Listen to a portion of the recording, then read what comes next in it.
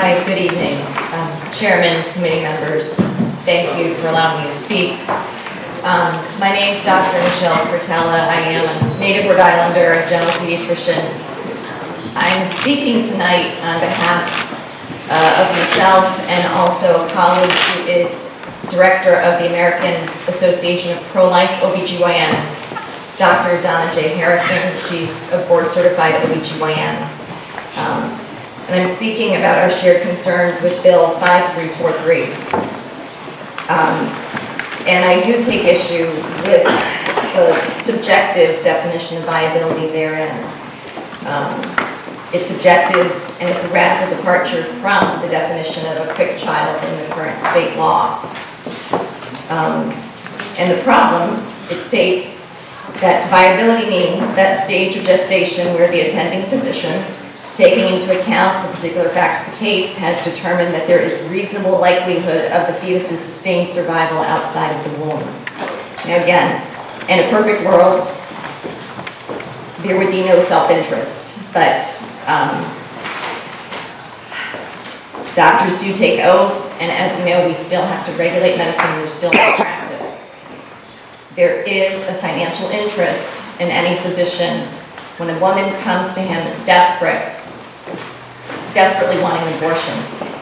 We know for a fact that for the last 10, 15 years it's been consistent that viability is 22 weeks gestation. And as you heard earlier, it's not likely to change due to the development of the fetal lung.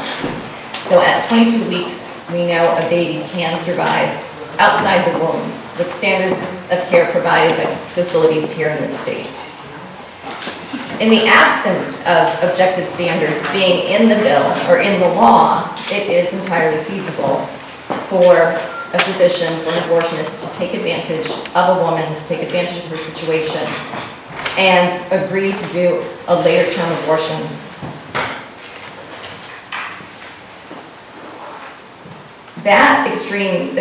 The fact that extremely young prenatal children can survive outside the womb. That's why we have fetal medicine.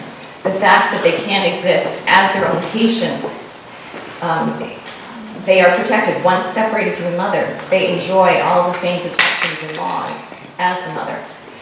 So what we're talking about, or what we are concerned about in this bill, is don't pit viable children against women.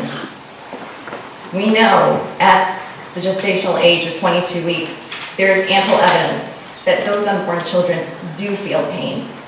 And the types of abortions that are performed at 22 weeks, the dismemberment abortions that we heard about, yes, you're ripping the unborn child apart in the womb. It's painful. There is no question.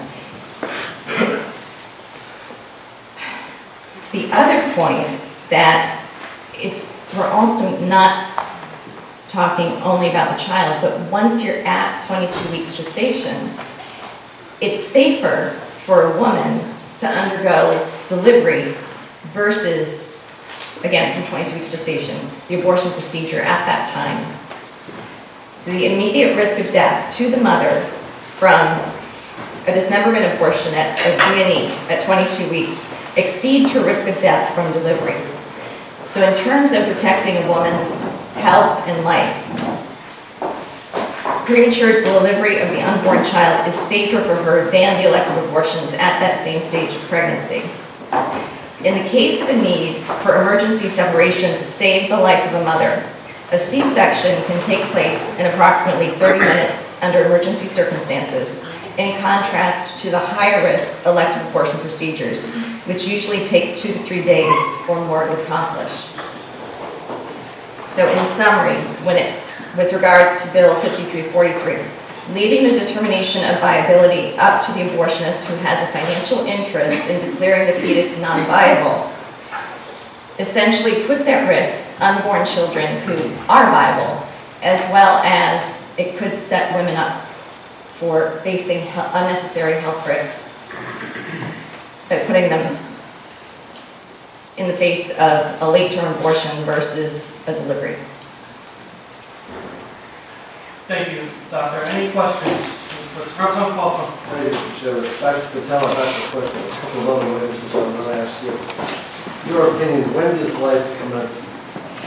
Life begins at fertilization. That's a simple genetic fact. You can find it in Moore's clinical genetics, embryology. I can go home and I can email you the book and the whole reference. If we didn't know when human life begins, we wouldn't be able to have in vitro fertilization. We know how it begins. Thank you, Dr. Could I answer, you asked a question earlier, Representative. You asked if during the abortions the fetus receives anesthesia. The answer is no. However, earlier on when the dismemberment abortion was described, the D&E, you asked if the fetus receives anesthesia. That's correct. The answer is no, the fetus does not receive anesthesia. However, if that fetus were to undergo any, if the mom wanted the baby, and this baby had spina bifida, diaphragmatic hernia, anything that needed to be operated on at that time of gestation, the baby would receive anesthesia. Dr. I think you also testified that the baby would, the baby would not be receiving anesthesia at that. Not in an abortion situation. Not an abortion point. I think you also testified that baby could be sensing, feeling, whatever you want to use. Yeah, and to be honest, there is scientific debate, and I have 33 references at home from scientific journals that document that the unborn child does sense pain at least as great, if not greater than what we feel from 14 weeks forward. So there is definite scientific debate there. In other words, what we heard earlier is that there is absolutely no science to back that unborn children feel pain. I am contesting that. So when that anesthetized, when the anesthetized fetus they are suffering. Correct? They are absolutely, yes, they are absolutely suffering. Thank you. Any further questions to this witness? Thank you very much. Can I make a quick comment on Bill 5100, which is the bill that's trying to ban, and I will leave that for that. It bans dismemberment abortions on living children. The reason it has passed, similar bans have passed in other states, and the reason it has passed is that bills like that have been determined to not impose an undue burden because they only apply to living children.